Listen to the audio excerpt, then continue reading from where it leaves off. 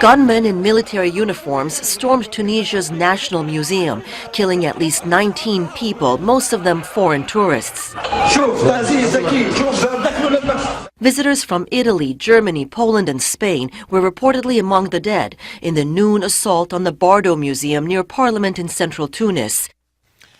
Our first guest is a career Army officer who has worked at the highest level of policymaking in the Department of Defense.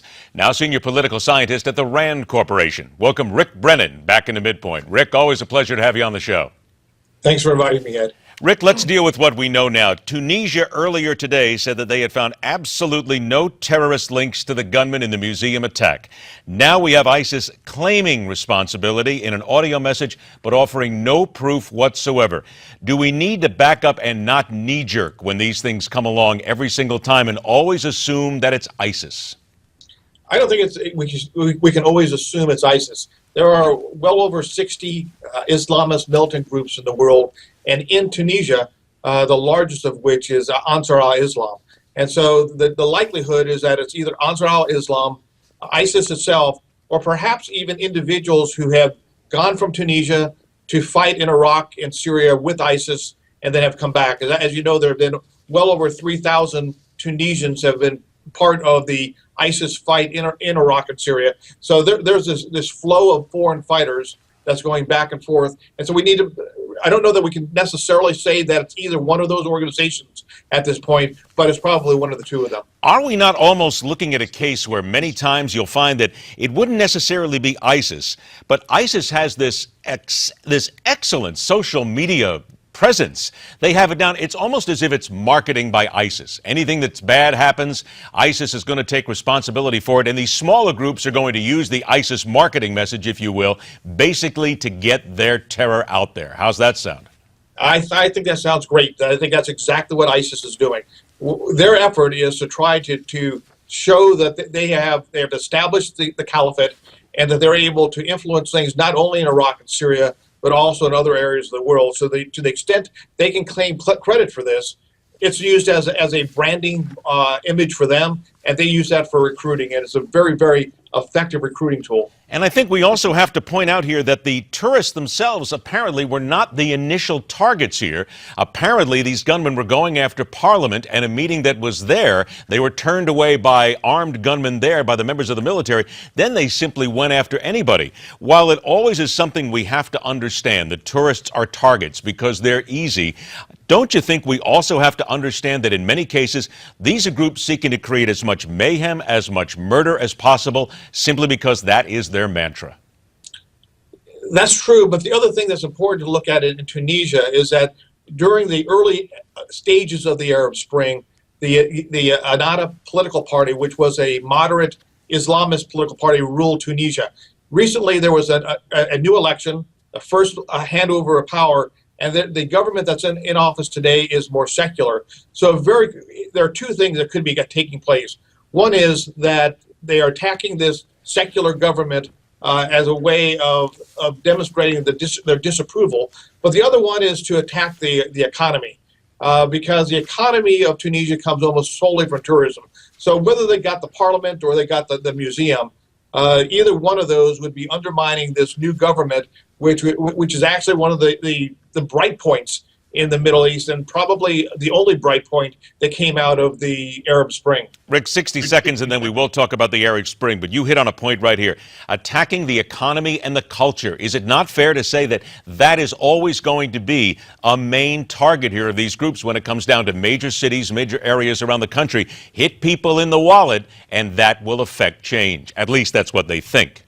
Well, hit them in the wallet, attack them on the economy, cause the governments be unable to provide essential services, and then use that as a way of overturning the government and trying to seek control for themselves. I think that's what they're trying to do in Tunisia, as well as what they did or trying to do in Iraq and Syria.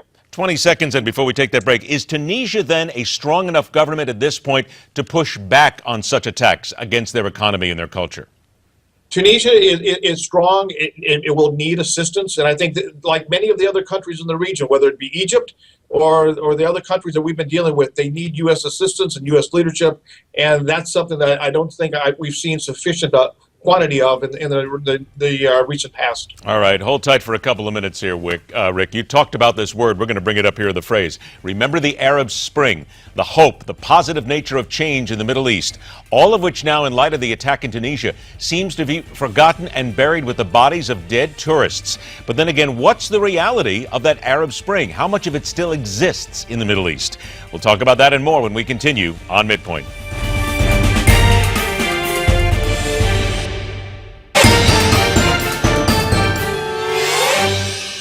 Okay, back to work. Once again, senior political scientist from the RAND Corporation, Rick Brennan, joins us here on MidPoint. Rick, you used the phrase Arab Spring a couple of moments ago, and let's focus on this. Tunisia was the shining jewel of the Arab Spring. It was working so well. But if we look at the Arab Spring 5 years later, has it been a success at all? Take Tunisia out of the mix, but has it really done much positive?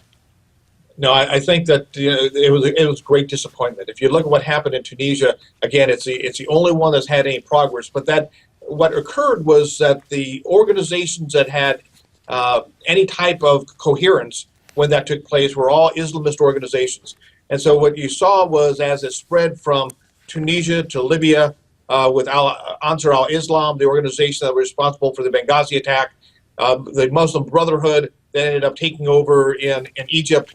And then when it got to Syria, you were looking at the Al-Qaeda in the al-Nusra Front, as well as the Islamic State of Iraq that were operating there. And so what you had were these militant organizations, all with Islamist ideologies, and these were the organizations that had the power and the organization to kind of mount the type of democratic support that they needed to win elections. And so what we've seen, at least initially took place, was Muslim Brotherhood came in Egypt, and it was an absolute disaster. And we've seen the spread of Islamism throughout that region since that point, and which has threatened the entire region. Would that be the flashpoint then, that we underestimated what the Muslim Brotherhood would mean to the overall region? I think everybody should have known what the Muslim Brotherhood would mean. I mean, they have a long history of terrorist acts. As you remember, it was a Muslim Brotherhood that spawned Al-Qaeda in the first place. And so we should have recognized what that meant, but I think the Western world was so enamored with the having democratic processes that we failed to realize that sometimes the organizations that are going to take charge are not necessarily organizations that will lead in democratic principles and lead in any way that resembles the types of freedoms that we have in democratic countries of the West. And we absolutely misjudged what would occur when they took power. Do we need to face the facts then that what was a very positive Arab Spring has now become an extremist winter, if you will, that is going to last a long time, because at this point it is out of our control? It has become the Arab winter, if you will, and you see the president of Tunisia having to use his military now, and is going to take an offensive.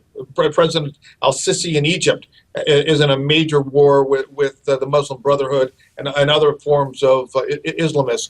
You've got the King of Jordan. So this has really transformed that region, and the countries in the region who have been our friends, we need to get behind them. And one of the big disappointments, I think, for many of us is looking at the degree to which we have ignored President al-Sisi in Egypt with all the things that he's doing because we didn't like the way he came to power. But where do we start, though, Rick? Where do we start? Because we have so many countries that we're talking about here, and now we look at Tunisia, right across the Mediterranean Sea from Italy, then, saying that we need to help them. But if we have to pick a starting point, where is it? Well, I think the starting point that we've already taken is in Iraq, but I think the other ones that are easier to do are the ones that haven't fallen yet. It's the countries of Egypt and Jordan. Continue to bolster them. Let this be a regional solution, but a regional solution that's led by the United States, that's encouraged by the United States, that allows us to use the influence that we've grown and developed since over the last 30 or 40 years. Those countries have been our partners, and we need to figure out a way to bring them back on board and pull them together in a way that they can work cohesively.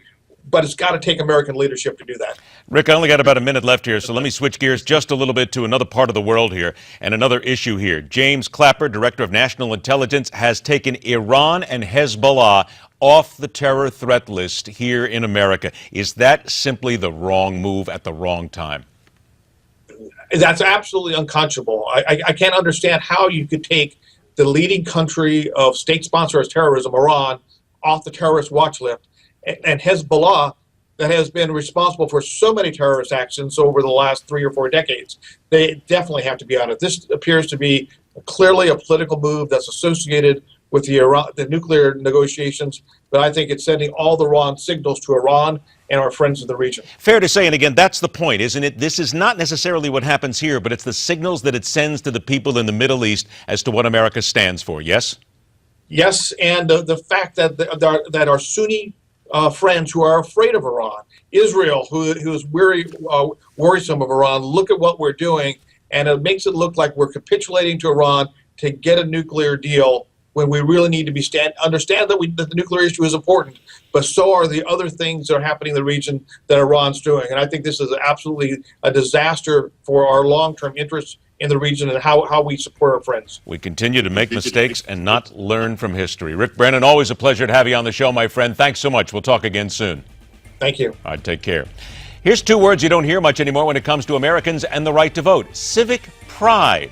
Recent doings in places like Oregon show how far we've dropped in using our vote to enact real change. We'll focus on that when MidPoint continues.